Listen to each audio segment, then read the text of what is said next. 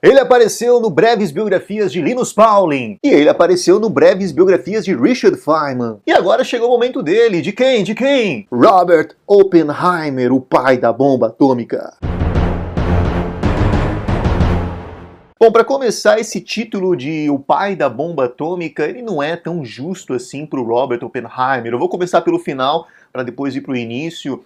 Não vou fazer um vídeo cronológico falando da vida do Oppenheimer, mas vamos começar justamente desse título, o pai da bomba atômica. Não é muito justo que diga que o Robert Oppenheimer é o pai da bomba atômica, porque ele coordena o grupo do Projeto Manhattan, que vai criar a bomba atômica, mas, assim, acima de tudo, nesse projeto são desenvolvidos inúmeros conhecimentos que depois vão ser úteis para a criação de equipamentos médicos, de diagnóstico e de tratamento do câncer a partir da física nuclear, né? Então, se ele é o pai da bomba, ele também é pai dos equipamentos usados na medicina para diagnóstico e para tratamento do câncer. Então, simplesmente dizer o pai da bomba parece um pouco injusto em relação ao Oppenheimer. E o Oppenheimer era um cara extremamente culto, talvez o mais culto de todos os físicos do século XX, era um sujeito que falava 8 idiomas fluentemente, conhecia culturas de diversos países, era um cara que viajou pelo mundo inteiro e que justamente por isso era o homem certo para ser o coordenador do Projeto Manhattan. Eu não vou falar aqui especificamente sobre o Projeto Manhattan. Se você quer que eu faça isso,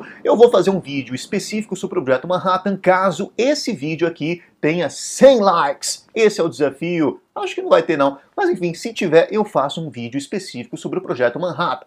Mas por que o Oppenheimer foi visto como o homem certo para o Projeto Manhattan? Basicamente porque ele tinha essa capacidade de lidar com diferentes pessoas. Ele viajou o mundo inteiro, né? Logo vou falar um pouquinho sobre a vida dele, da infância até a graduação e o doutorado, mas assim, era um cara que viajou o mundo inteiro, falava vários idiomas, conhecia diversas culturas. E quando o Projeto Manhattan começa a ser produzido nos Estados Unidos, são chamados físicos do mundo inteiro, basicamente físicos que tinham origem judaica e que, portanto, estavam sendo perseguidos ali pelos nazistas, pelos fascistas italianos, enfim. E aí migraram para os Estados Unidos e justamente pelo fato de Oppenheimer conseguir falar o idioma de todos eles, né, ele era o cara certo para conseguir coordenar os grupos de pesquisa. Além disso, o Oppenheimer tinha uma facilidade muito grande para conversar com esses diferentes físicos pelo fato de que ele tinha interesse nas mais diversas áreas da própria física. Ele não era um especialista em um único assunto, aliás, isso deu problema para ele quando foi fazer o doutorado. Vamos falar um pouquinho então sobre a vida aí do Robert Oppenheimer. Ele nasce em 22 de abril de 1904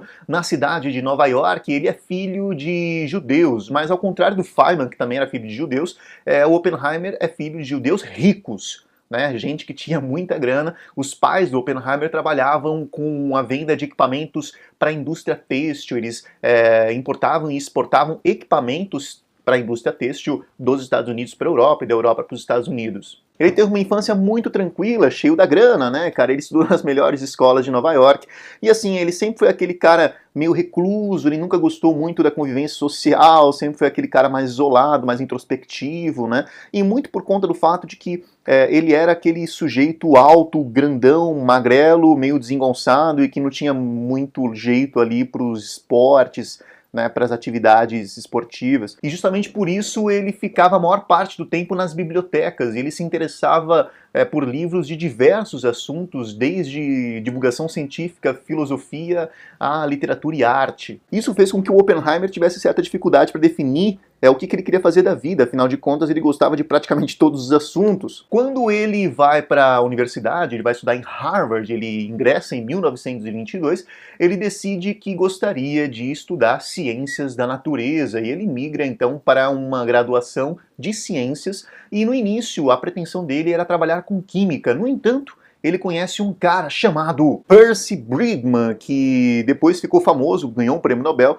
porque ele conseguiu produzir os primeiros diamantes artificiais pela pressurização do carbono, e o Percy Bridgman era um físico. Ao assistir às aulas do Bridgman, o Oppenheimer ficou encantado com a física e resolveu então migrar da química para física. O Oppenheimer termina sua graduação com notas excelentes e num tempo mais curto do que o normal, né? O normal era que se terminasse a graduação em 4 ou 5 anos, e ele terminou em 3 anos. Ele ganha um convite para ir para a Inglaterra para trabalhar no laboratório de Cavendish, né? Se você gosta de ciência, você já ouviu esse nome desse laboratório em algum momento da sua vida, porque é, sem dúvida, o laboratório mais importante da história da ciência, porque por ali passaram Newton, passaram Coulomb, e na época era coordenado por um tal de Rutherford. Você sabe quem é o Rutherford, né? O cara do modelo atômico, o cara que descobriu que os átomos possuíam um núcleo com partículas positivas, né? Aquele experimento clássico em que ele bombardeava uma folha de ouro com partículas alfa e ele percebia que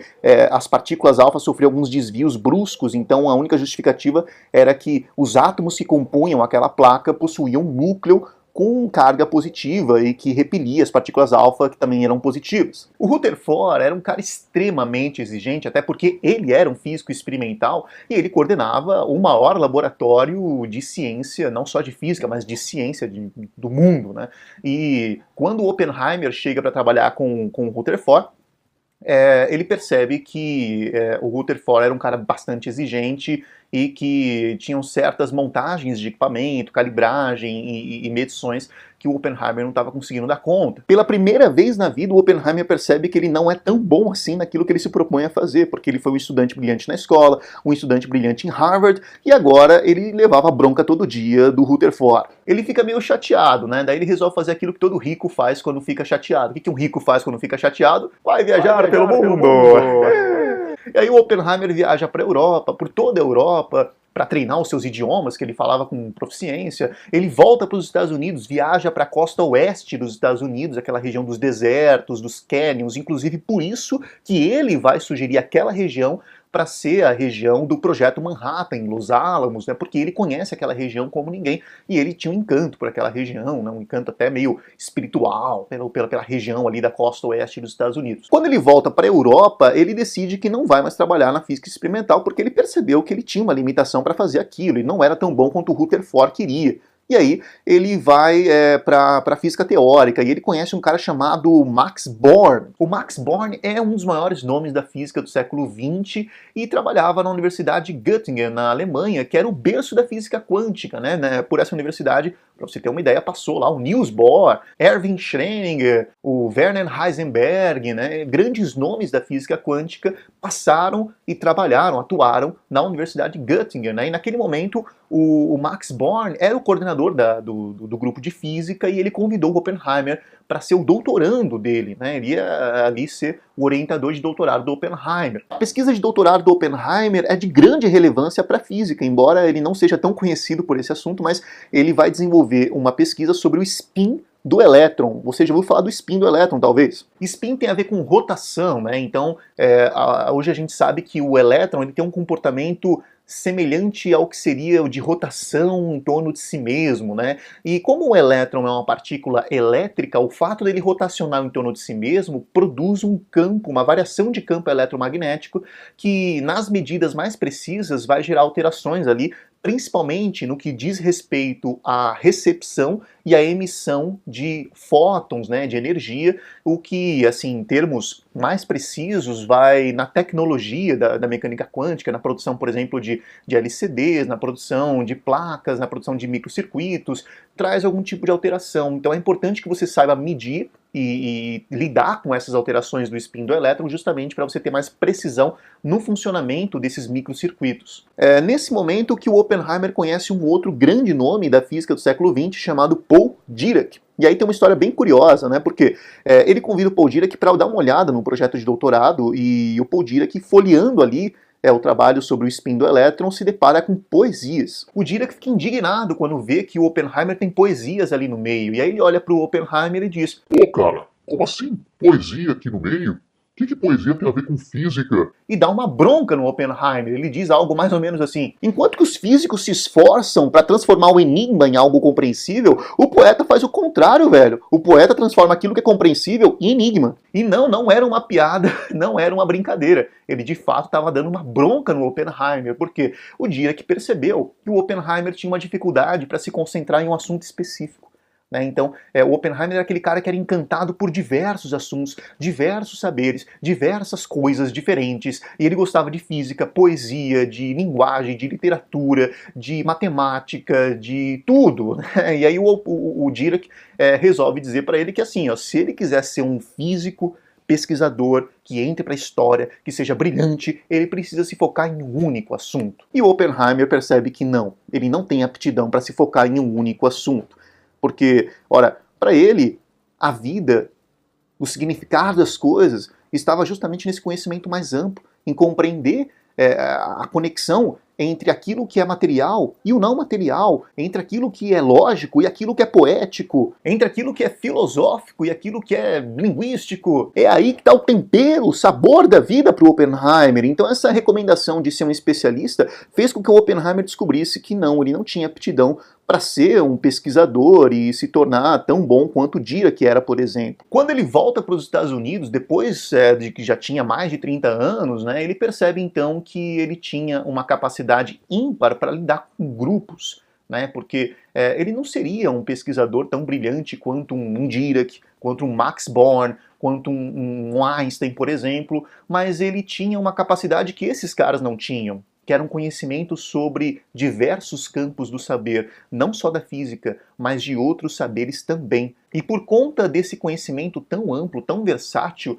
ele conseguiria estabelecer um diálogo entre diferentes pessoas, de diferentes países, de diferentes áreas. E, de fato, quando ele volta para os Estados Unidos, ele é convidado para trabalhar no Instituto de Tecnologia da Califórnia, o Caltech. E lá, ele é colocado não como um pesquisador, simplesmente, ele até desenvolve algumas pesquisas em cosmologia, olha como o cara migra de área, né? Ele vai da física quântica, do spin do elétron, para a cosmologia, e também desenvolve pesquisas em física nuclear, né? Inclusive, por isso, depois ele vai ser chamado para o Projeto Manhattan, né? Física nuclear, bomba nuclear, enfim, né? Mas ele é chamado para ser, acima de tudo, um coordenador, né? Alguém que vai coordenar vários grupos de pesquisa com assuntos diferentes. Ele fazia isso com maestria. Mas uma outra coisa que ele descobre no Caltech era o fato de que ele tinha uma habilidade ímpar para dar aula, né, para conseguir expor para os alunos um determinado assunto. E ele é considerado um dos professores mais brilhantes, né, pelos alunos que tiveram aula com ele, pelo fato de que justamente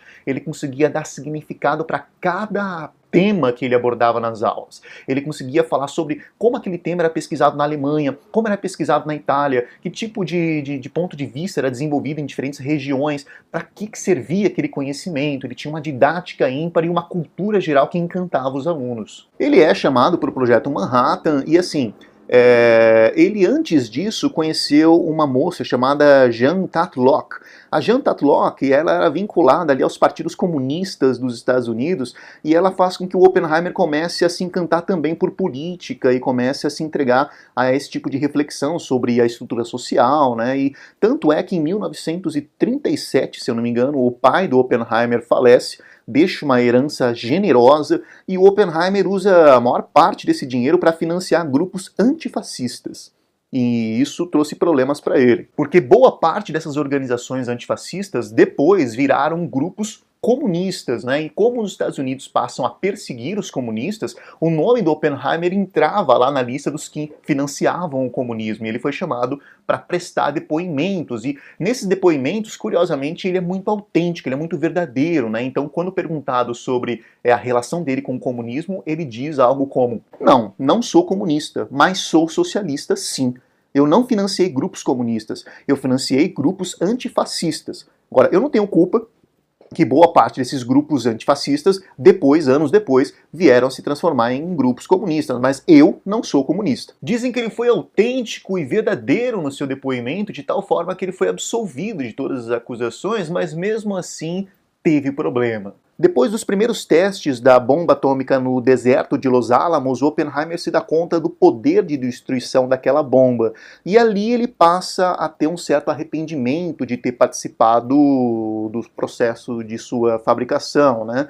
E assim, depois que o presidente Roosevelt morre no meio da guerra ali, assume o vice-presidente Truman. Aliás, só por curiosidade, o Truman nem sabia da existência do Projeto Manhattan, para você ter uma ideia do quanto era secreto o projeto, né? E, enfim, o Truman assume a presidência, fica sabendo do Projeto Manhattan, ele pede uma reunião, né, com quem participa, e como o Oppenheimer é o coordenador, ele pede uma reunião com o Oppenheimer, e no meio dessa reunião o Truman fala: Oppenheimer, eu recebi uma carta aqui de um grupo de físicos do Projeto Manhattan, liderada por um cara chamado Szilard, e ele fala que é a favor de publicar todo o conhecimento produzido pelo Projeto Manhattan, né? O que você acha disso? Embora o Oppenheimer não tenha assinado essa carta, naquele momento ele se mostra a favor de publicar esse conhecimento de física nuclear, não só pelo fato de que esse conhecimento poderia ser muito útil para outras áreas que não fosse simplesmente a guerra, né? Como a gente sabe que foi útil para a produção de equipamentos médicos, mas principalmente pelo fato de que ele acreditava que a publicação desse conhecimento seria importante para evitar uma corrida armamentista. Era de comum acordo entre os físicos ali do Projeto Manhattan que esse conhecimento fosse colocado em público justamente para que os outros países não se sentissem ameaçados, né? Porque se os outros países, principalmente no caso a União Soviética, se sentisse ameaçada pelos Estados Unidos, ela começaria também a produzir armas, e aí você teria uma corrida armamentista. A gente sabe que de fato isso aconteceu, né? E eles queriam evitar que isso acontecesse. E aí o Oppenheimer olha para o presidente Truman e solta uma das frases mais famosas que ele proferiu na vida. Ele olha para o presidente e diz: "Sinto que tenho sangue nas mãos." E nesse momento o presidente Truman pega um lenço, estica para o Oppenheimer e diz: Gostaria de limpá-las? É bem irônico, né? E assim, o Oppenheimer, devido a tudo isso, devido a toda uma angústia, uma tristeza que ele vinha carregando, talvez um peso na consciência, ele resolve se desvincular do Projeto Manhattan, e por conta desse desvínculo ele passa a ser muito mal visto. Já tinha aquela história dele ter vínculos com partidos comunistas, né? E isso foi se somando.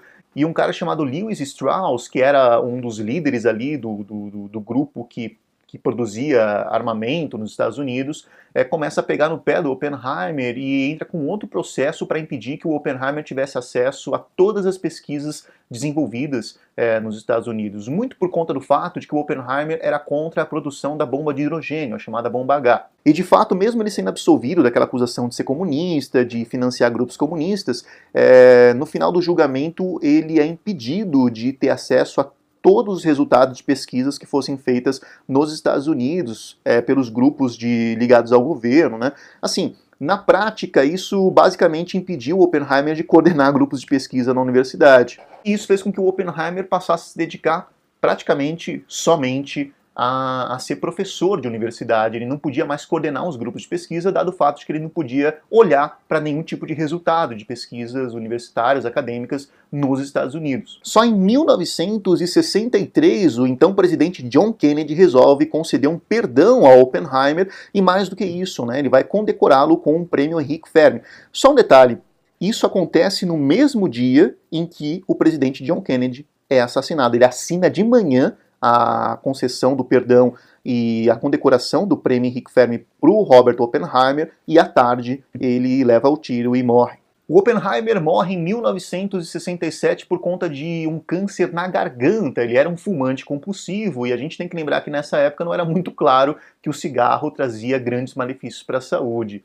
Assim, eu acho que o grande legado do Robert Oppenheimer é o fato de ser alguém que tinha um conhecimento amplo em diversas áreas, e mais do que isso, ele demorou um bom tempo para conseguir descobrir qual era a sua grande aptidão. Só depois dos 30 anos é que ele se deu conta de que a aptidão dele estava voltada para a liderança de grupos de pesquisa. Até então, ele achava que poderia ser um físico experimental e não deu certo, ele achava que podia ser um físico teórico e não deu certo, né? E depois dos 30 e poucos anos ele se descobre como um professor e coordenador de grupos de pesquisa. Você jovem que às vezes se flagra diante da dúvida sobre o que fazer da vida, acho que o Oppenheimer pelo menos é uma referência de que as coisas vão acontecendo, né, de forma natural, e é interessante que a gente consiga se permitir experimentar novas possibilidades, até para que a gente consiga descobrir o que de fato é o que nos satisfaz. Enfim.